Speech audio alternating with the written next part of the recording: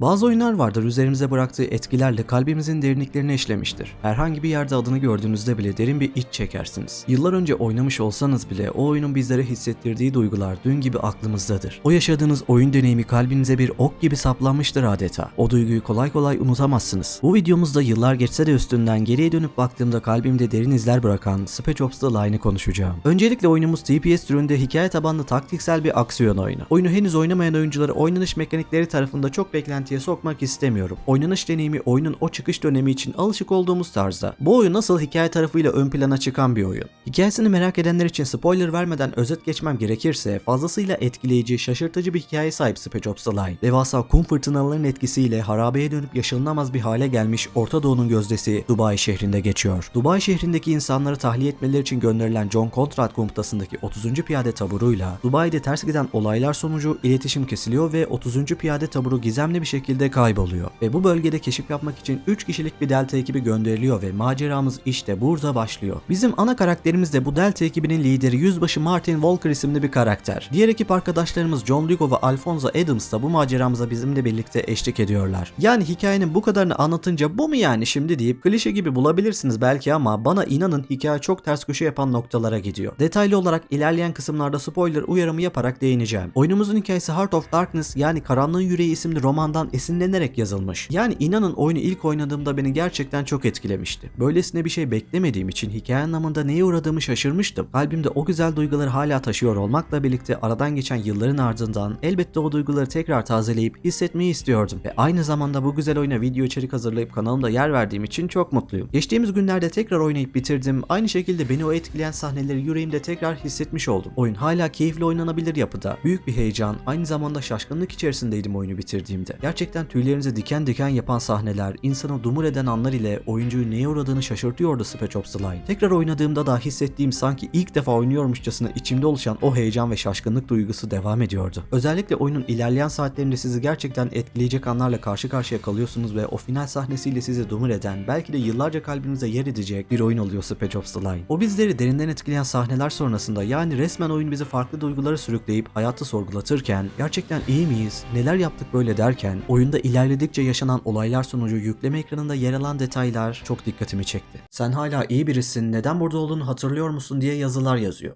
Bu gerçekten çok etkileyen ve çok hoş bir detay olmuş bence. Gerçekten duygu dolu kalbinizin derinliklerine saplanan çok farklı duygulara sürüklüyor oyun sizi. Çok ama çok başarılı. Oyun rahatsız olabileceğiniz çok fazla sahne içeriyor. Yapımcılar da bunu istemiş olmalılar ki oyuncuya gerçekten o duyguyu rahatsız hissetmesini çok iyi sağlamışlar. Oyunda verdiğiniz seçimler, kararlar gerçekten çok büyük etkilere sahip. Bir oyuncu olarak tam anlamıyla ana karakter olduğunuzu hissediyor, empati kuruyorsunuz. Oyundaki karakterlerin seslendirmeleri çok başarılı yansıtılmış. Arkadaşlarımız Adams ve Lugo'nun oyun esnasında kendi aralarında şakalaşmaları, olaylara birden sinirlenip tartışmaları oyunda yalnız olmadığınızı hissettirip güzel bir moda sokuyor. Şimdi arkadaşlar bu oyunu böyle heyecanlı anlatıyorum ama oyunun hikayesine dair değinmek istediğim noktalar var ve bunları spoiler kısmına girmeden anlatmam gerçekten zor. O yüzden spoilerlı kısımlar geliyor, spoiler uyarım yapıyorum. Eğer hala oyunu oynamayan oyuncu dostlarımız ve spoiler yemek istemeyen varsa spoilersız kısmı atlamak için hemen şu dakikaya ilerleyebilirsiniz. Hikayeye dair spoilerlı kısım. Oyunun kırılma anı noktası olduğunu düşündüğüm beyaz fosfor sahnesi çok ama çok etkileyici, duygusal bir sahne. Beyaz fosfor yağdırdığımız anlar sonrasında ara sahne giriyor ve birden oyuncuyu şok eden görüntüler görüyoruz. O ortamda ölmek üzere olan bir düşman askeri olduğunu sandığımız bir askeri görüyoruz. Ve son anlarında bize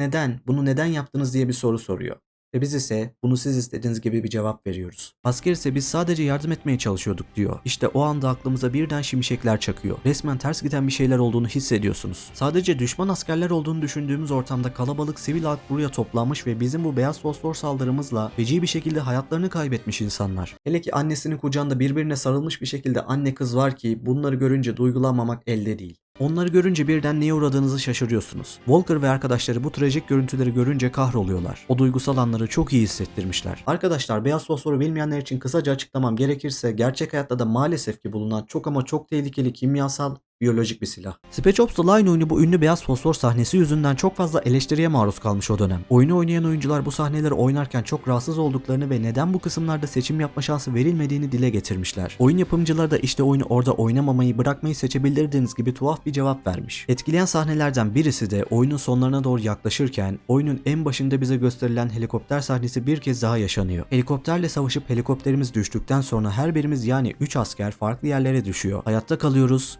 ve ilerliyoruz. İlk başta arkadaşımız Adams'ı buluyor ve ona yardım ediyoruz. Ve diğer arkadaşımız Lugo'dan haber alıyoruz. Lugo bize kolunun kırıldığını, kalabalık sivillerin arasında mahsur kaldığını, bana hemen yardım edin, kurtarın buradan diye bilgi veriyor. Ve Lugo için bir an önce yola koyuluyoruz. Lugo'nun yanına ulaşınca gerçekten şok edici, heyecanlı, trajik bir sahneyle karşı karşıya kalıyoruz. Sivil halk Dubai'de yaşanan olaylardan dolayı Amerikan askerlerini suçladıkları için çok öfkeliler. Ve arkadaşımız Lugo'yu asmışlar, öldürecekler adamı. İşte tam o anda gelip onu o halde görüyoruz. Birden asılı olduğu ipi ateş edip yere düşürüyoruz ve hemen kalp masajı falan ilk yardım yapıp hayatta kalmasını sağlamaya çalışıyoruz. Ama gerçekten çok heyecanlı, gergin bir sahne. Bir yandan arkadaşımıza yardım etmeye çalışırken ne yazık ki Lugo ölüyor, kurtaramıyoruz. Ve siviller etrafımıza sarıyor, oldukça kalabalıklar, üzerimizde büyük bir baskı var. Ve o anda oyun size ne yapacağınızı tam söylemeden bir seçim yapmaya yetiyor aslında. Çok etkileyici bir sahne. Sivilleri ateş açıp öldürecek misiniz yoksa havaya ateş açıp korkutacak mısınız? Şimdi normal şartlarda sivil insanları katledip öldürmek elbette doğru değil. Çok acı verici bir durum ama o durumda oyun sizi öyle bir psikolojiye sokuyor ki oldukça duygusal bir an. Dostunuzu asmışlar, ölümüne sebep oldular. Ben şahsen silahla havaya ateş açıp korkutup kaçmalarını sağladım. Her şeye rağmen sivil insanları öldürmek beni üzerdi açıkçası. İlk oynadığımda da aynı seçim yapmıştım. Tekrar oynadığımda da yine aynı seçimi yaptım. Gerçekten çok etkileyici sahneler barındırıyor oyun. Oyunun final sahnesinde de çok ince, derin bir detay daha varmış arkadaşlar. Bunu da daha sonra araştırınca öğrendim. Kontrat ile karşılaştığımızda hatırlıyorsunuzdur o sahneyi. Kontrat büyük bir tablo resim çizmiş. Walker Kontrat'a bunu sen yaptın, sen sebep oldun diyor. Kontrat ise hayır, sen yaptın diye bize cevap veriyor. Bu çizdiği resim ise ünlü ressam Pablo Picasso'nun İspanya İç Savaşı'nda Naziler tarafından Guernica şehrine yapılmış büyük bombardıman saldırısını resmedip anlatmaya çalıştığı Guernica adlı tabloya benzeyen bir resmi görüyoruz o final sahnesinde. O resim içinde o dönem bir Alman subayı Pablo Picasso'ya bunu siz mi yaptınız diye sormuş. Picasso ise hayır sen yaptın, siz yaptınız diye cevap vermiş. Aslında tablo benzerliği, bu durum biraz teori olarak da çok konuşulmuş ama bu olaydan esinlenmiş olmaları çok olası duruyor. Yani gerçeklik barındıran bu hikayeye gönderme yapılması beni çok etkiledi. Spoilersız kısımdan devam. Son sözler. Yager oyun geliştiricisinin yapmış olduğu bu güzel yapımla oyun dünyasına bir güzellik bıraktılar ama ne yazık ki oyuncu topluluğundan hak ettikleri ilgi ve değeri göremediler. Oyuncular Call of Duty, Battlefield gibi yıllardır kökleşmiş isimlerden güzel hikayeli oyunlar beklemeye devam ediyorlar. Spec Ops: The Line oyun sektöründe gerçekten arada kaynamış, underrated dediğimiz türden keşfedilmemiş bir efsane. Bu güzel oyunu eğer hala oynamadıysanız oynayın, oynattırın, mutlaka deneyim edin derim. Benden şimdilik bu kadar. Beni izlediğiniz için çok teşekkür ediyorum. Sizin de oyuna dair düşüncelerinizi duymayı çok isterim. Kanalıma abone olarak ve videomu beğenerek bana desteğinizi verebilirsiniz. Sizlerin desteği kanalımızın gelişimi açısından çok önemli.